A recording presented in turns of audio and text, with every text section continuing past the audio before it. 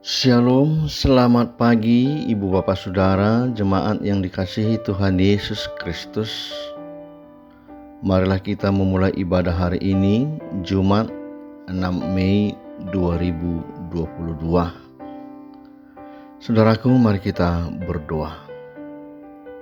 Damai sejahtera dari Allah Bapa dan dari anaknya Tuhan Yesus Kristus memelihara hati dan pikiranmu. Amin. Renungan firman Tuhan untuk kita hari ini tertulis dalam kitab 1 Petrus pasal 2 ayat 23. Ketika ia dicaci maki, ia tidak membalas dengan mencaci maki. Ketika ia menderita, ia tidak mengancam, tetapi ia menyerahkannya kepada Dia yang menghakimi dengan adil. Demikian firman Tuhan. Saudaraku terkasih dalam Yesus Kristus, ada ungkapan yang mengatakan bahwa membalas kebaikan dengan kebaikan itu patut dipuji dan didukung. Dan membalas kejahatan dengan kebaikan itu serupa dengan Kristus. Suka atau tidak suka, hidup orang percaya adalah suatu proses pembelajaran untuk menjadikan kita serupa dengan Kristus. Salah satu sikap Tuhan Yesus yang harus diteladani oleh pengikutnya adalah sikapnya dalam memperlakukan musuh atau orang yang berbuat jahat kepadanya. Yesus dalam pengajarannya sudah mengatakan bahwa kejahatan dan orang-orang yang berbuat jahat akan selalu ada di tengah-tengah dunia ini.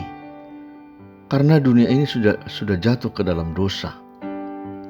Di hari-hari mendekati kedatangan Tuhan Yesus yang kedua kalinya, telah dicatat dalam Alkitab bahwa kejahatan semakin meningkat di mana-mana. Matius 24, kita bisa baca ayat 10 dan 12. Banyak orang akan murtad dan mereka akan saling menyerahkan dan saling membenci.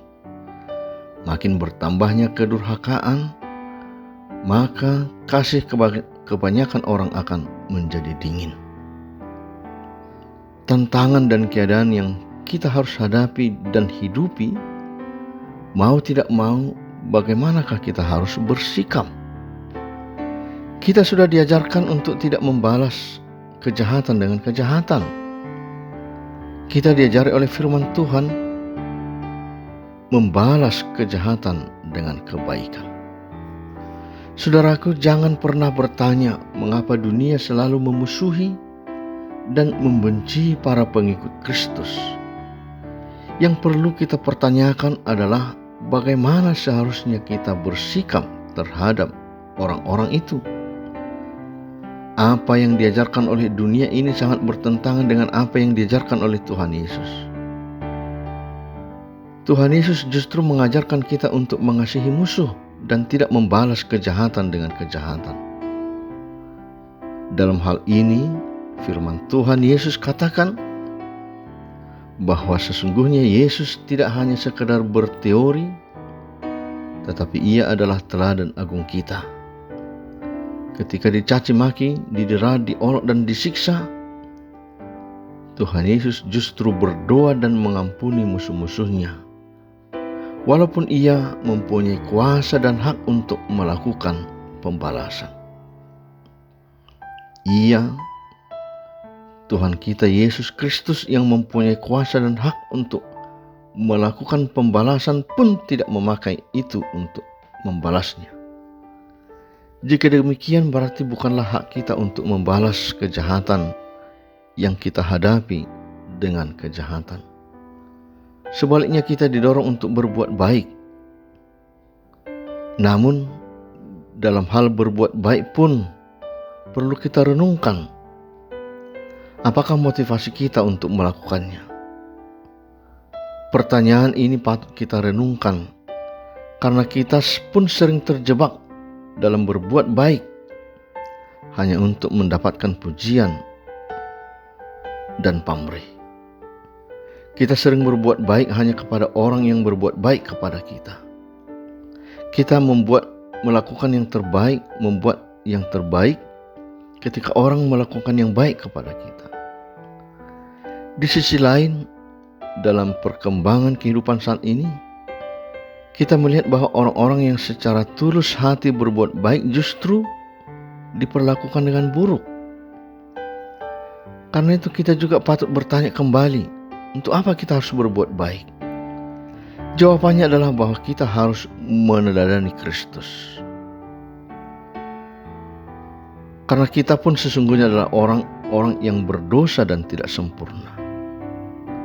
Untungnya kita sebagai anak-anak Tuhan, kita orang-orang yang percaya kepada Yesus Kristus, kita mempunyai hakim yang adil, yaitu Allah Bapa di dalam Yesus Kristus. Dan kita tahu dan kita percaya Ia akan mengadili hidup kita dan orang lain, dan tentu dengan adil dan benar. Mengapa? Karena Tuhan Allah mengetahui setiap perbuatan yang kita lakukan. Bahkan yang tersembunyi di hati pun Ia tahu. Jadi tidak ada alasan untuk berdalih dan membenarkan diri. Yang harus kita lakukan adalah mengerjakan apa yang menjadi tugas dan kewajiban kita.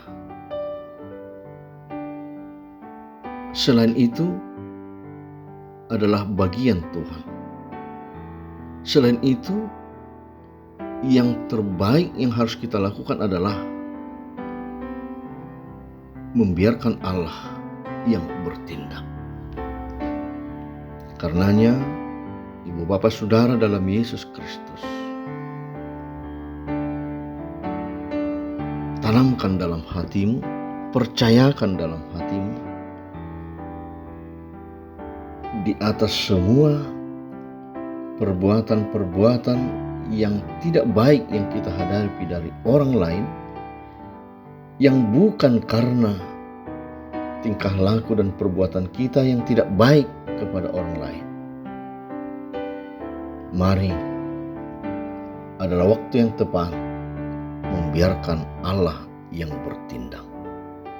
Dan Ia, Allah kita itu, adil adanya. Percayalah. Amin. Kita berdoa. Allah Bapa dalam Yesus Kristus, terima kasih Tuhan. Kami yakin dan percaya tidak ada yang tersembunyi di hadapan Tuhan, pun setiap tingkah dan perbuatan kami.